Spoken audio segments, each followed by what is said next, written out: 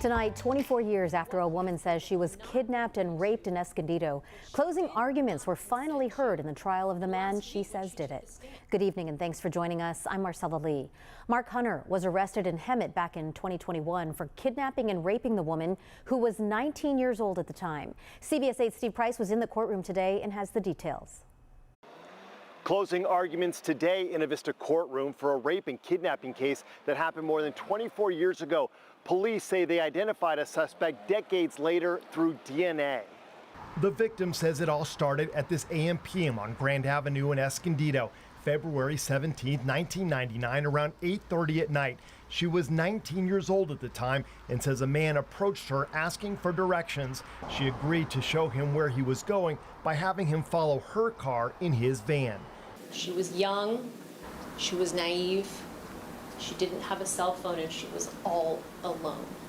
Deputy District Attorney Claudia Placencia says when the woman got to an area near Valley Parkway and Fig Street, the man waved her into a parking lot as if he was having some type of emergency.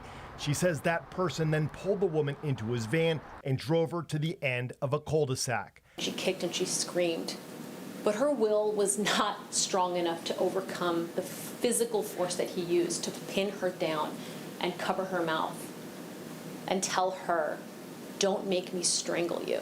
Placencia says the woman was raped multiple times and then released with the suspect taking off. Despite the attacker's DNA being recovered, police didn't know who did it. But in 2020, a cold case team re-examined the DNA, and investigators say it linked this man, Mark Hunter, to the crime. Jane Doe was kidnapped and raped and orally copulated and sodomized against her will. And the man that did it is sitting in this courtroom, Mark Hunter. Hunter, who lived in Hemet at the time of his arrest, faces 7 felony charges, including kidnapping and 2 counts of rape. There are reasonable doubts throughout this.